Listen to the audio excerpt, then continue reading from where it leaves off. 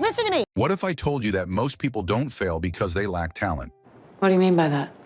They fail because they never emotionally clock in. Tell me more.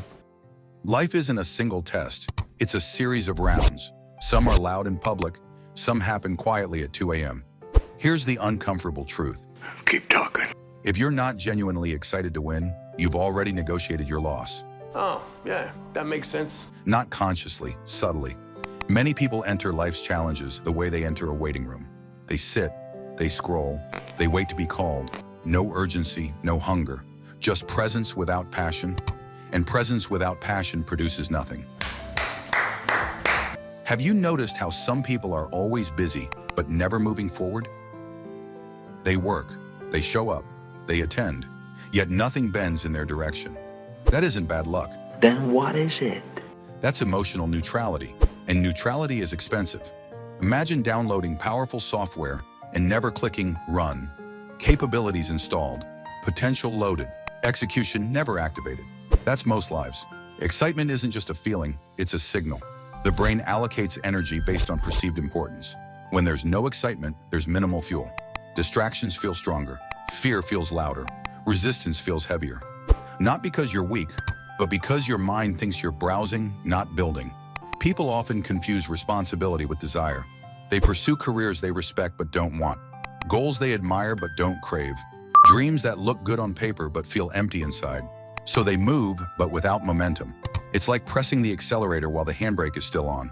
A lot of noise, very little distance. Excitement is like heat in a chemical reaction. Without it, nothing transforms. Everything stays theoretical. Heat forces change. People who never feel heat for their goals shouldn't be surprised when their lives stay the same. The mind doesn't follow instructions, it follows interest. That's why procrastination exists. You don't procrastinate on what you're obsessed with. You procrastinate on what you're emotionally disconnected from.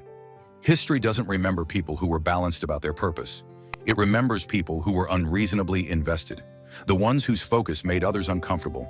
The ones who wanted it too much. Not because they were reckless, because they were aligned. As Nietzsche put it, he who has a why to live can bear almost any how. Intensity of reason creates endurance. Let me say this again. Intensity of reason creates endurance. Without excitement, discipline feels like punishment. That's a fact. With excitement, discipline feels like devotion. Nobody needs motivation to check their phone. Nobody needs discipline to eat their favorite meal. Nobody forces themselves to binge what they love. Yet when it comes to their own life, they need alarms, quotes, pep talks. That's not a character flaw. Then what is it? That's misalignment. You're asking willpower to do the job of desire, and willpower is a terrible long-term employee. When you're not excited to win, you sabotage depth. You avoid full commitment. You hedge emotionally. Because losing something you never fully wanted feels safer than losing something you gave everything to. So you stay reasonable, balanced, realistic. But realism without desire is just disguised retreat. Trying to build a meaningful life without excitement is like lifting yourself with one arm while the other holds on to comfort. You're strong enough. You're just divided. Divided energy never produces decisive results. Say the quote again. Divided energy never produces decisive results. People who change their lives don't always start confident. That is a fact. They start consumed. Consumed enough to endure boredom. Consumed enough to repeat failure. Consumed enough to stay when quitting feels logical. Your life expands in direct proportion to how much discomfort you're willing to endure for what you want. This isn't about hype. It's about honesty.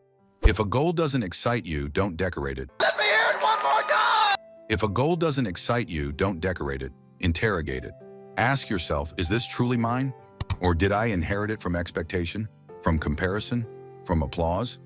Chasing goals you don't want is one of the fastest ways to waste years. From the outside, it looks like progress. From the inside, it feels like suffocation. Keep talking. Stop asking how to stay disciplined.